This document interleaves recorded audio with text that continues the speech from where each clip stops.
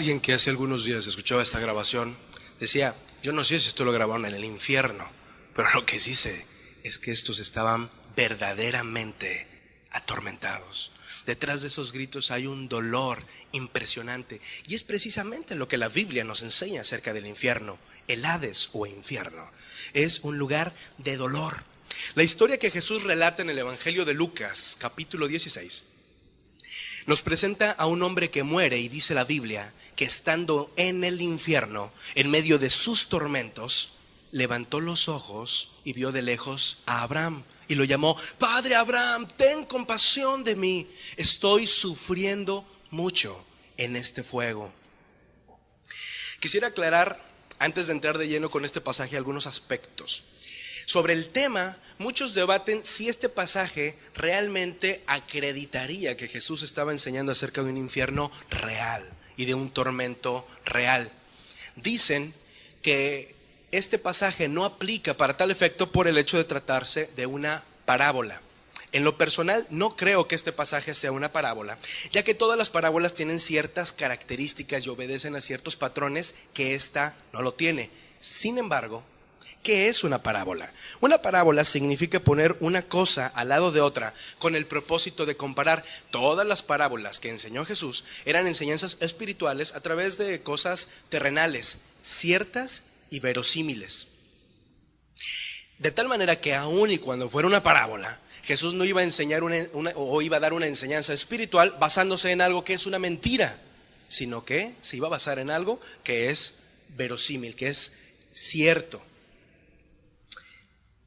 Esta no solamente coincidiría con ese aspecto relacionado con las parábolas, sino que esta enseñanza además es perfectamente bien casable con toda la enseñanza general de la Biblia acerca de un cielo real y de un infierno real. Además, esta experiencia tiene mucho que ver con algunas experiencias extrabíblicas que han tenido a lo largo de toda la historia del cristianismo muchos cristianos acerca de un cielo real y de un infierno real. El pastor bautista Erwin Lutzer dice en su libro Tu primer minuto después de morir lo siguiente: si Esteban vio a nuestro Señor antes de morir, y si Pablo murió y fue llevado al paraíso, es posible que otros creyentes pudieran tener una visión así. No deberíamos de esperar tales visiones, pero podrían suceder. Hace algunos años apareció el libro Una revelación divina del infierno de Mary Catherine Baxter, en donde ella cuenta haber tenido una visión del infierno durante noches seguidas. Más recientemente ha aparecido este libro, 23 minutos en el infierno, de Bill Wiese, editado por Casa Creación. Esta predicación no va a ser un estudio sobre el infierno. Si tú quieres un buen y bien profundo estudio sobre el infierno, yo te invito a que compres este libro, 23 minutos en el infierno. Narra una muy breve experiencia de 23 minutos a forma de visión que tuvo este varón Bill Wiese, pero después él se mete a profundidad sobre el tema del infierno y presenta más de 150 citas bíblicas que nos enseñan acerca de este lugar. Si esto es así, no es otra cosa más que el cumplimiento de la profecía que muchos siglos antes del nacimiento de Jesús el profeta Joel anunciaba. Y después de esto derramaré mi espíritu, dice Joel 2:28, sobre toda carne, y profetizarán vuestros hijos y vuestras hijas, vuestros ancianos soñarán sueños y vuestros jóvenes verán visiones.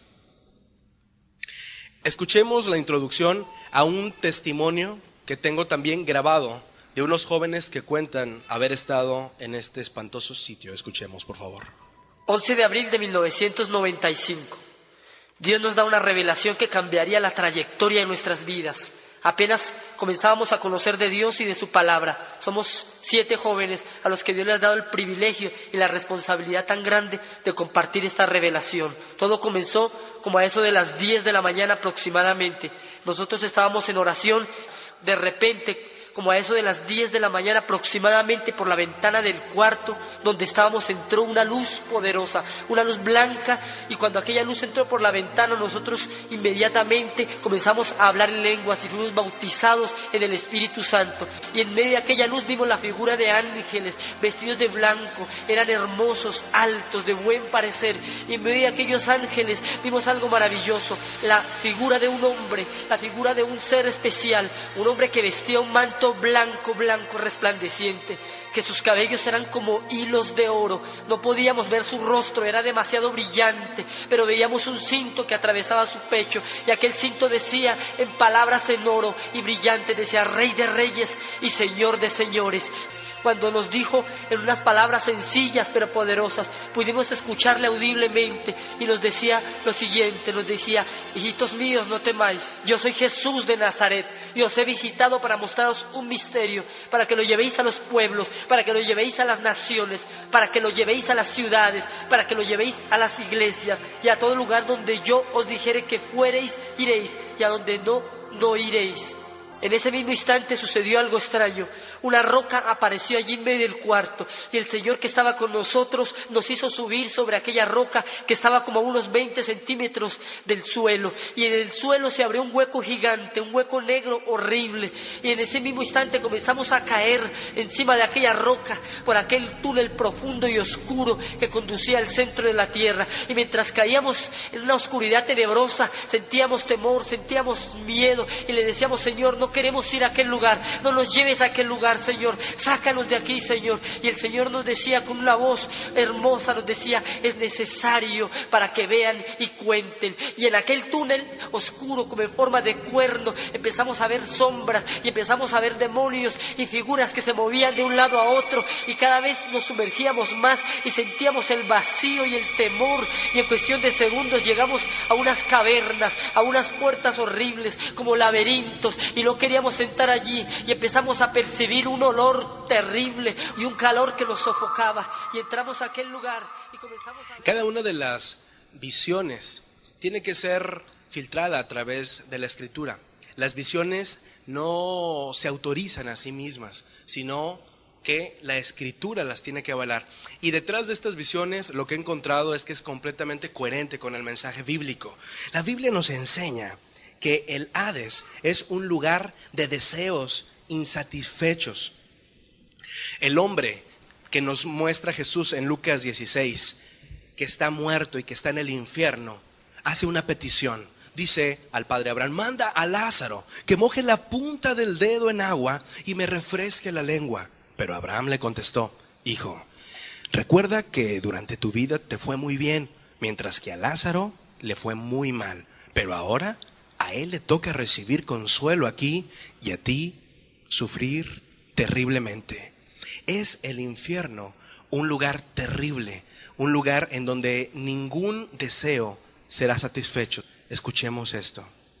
Allí estas almas estaban en medio del fuego y veían ríos cristalinos en el infierno, y aquellas almas se abalanzaban sobre aquellos ríos, pero aquellos ríos se convertían en fuego, eran espejismos simplemente. Veían árboles con frutas que destilaban agua, y cuando iban a tomarlas se quemaban sus manos y los demonios se burlaban de ellos. De allí Dios nos permitió ir a otro lugar mucho peor que todos los del infierno, donde habían millones y millones de personas quemándose en aquel lugar, y allí las almas le clamaban y le imploraban y le pedían misericordia a Dios, y le decían: Señor, sácame aunque sea un momento de este lugar, dame la oportunidad de salir. Y el Señor no podía hacer nada porque su juicio está establecido. Y en aquellos millones de personas La Biblia nos enseña además que el Hades es un lugar de recuerdos y de remordimiento. Este mismo personaje hace la siguiente súplica en algún momento de Lucas 16: entonces te ruego, Padre, que se les advierta a mis 5 hermanos y no vengan ellos también a este lugar de tormento. Él está perfectamente consciente de que sus hermanos, aquellos que amó aquí en este mundo, van a ser con mucha seguridad parte de estas voces que se desprenden desde el infierno. Escuchemos este testimonio.